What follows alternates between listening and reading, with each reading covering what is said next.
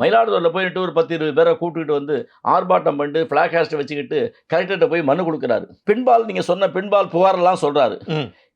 பெண்பால் புகார் சொல்றவர் என்ன பண்ணும்? ஐயா இந்த சிடி இருக்கு, இந்த ரெக்கார்டு இருக்கு, இந்த இடத்துல தப்பு நடந்திருக்கு, இந்தாங்கன்னு சொல்லிட்டு கலெக்டர்கிட்ட அவர் கொடுக்கலாம்ல.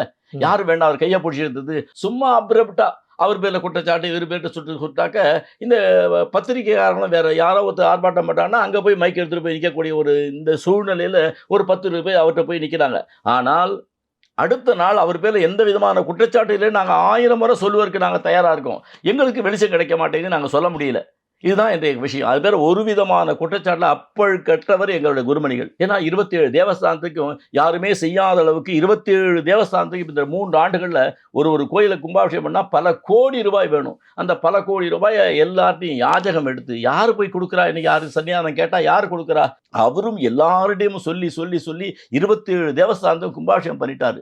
இன்னைக்கு 10 ரூபாய்க்கு மயிலாடுதுறை அதை யாராவது சொல்றாங்களா? 10 ரூபாய்க்கு சாப்பாடு போடுறாரு. யார் வேணாலும் எத்தனை ஆயிரக்கணக்கான மக்கள் போனாலும் சாப்பாடு போடுறாரு. மயிலாடுதுறையில் ஒரு ஆதீனத்தில் மயிலாடுதுறையில் 10 ரூபாய் காலையிலேருந்து இரவு முழுக்க யார் வேணாலும் போய் என்ன வேணாலும் சாப்பிடலாம். சாப்பிடலாம்னு சொல்லிட்டு அவர் செய்கிறாரு. அதை யாரும் வெளிச்சம் போட்டு காட்டுறா? யாருமே வெளிச்சம் போட்டு கிடையாது. அவர் எத்தனை ரத்த தான முகாம் நடத்துறாரு? கிட்டத்தட்ட 700 ஆசிரியர் அவர் கீழே வேலை பார்க்குறான். 700 பள்ளிக்கூடம் நடத்துறாரு, காலேஜ் நடத்துறாரு, கல்விக்கு அவ்வளவு தூரம் செய்கிறாரு.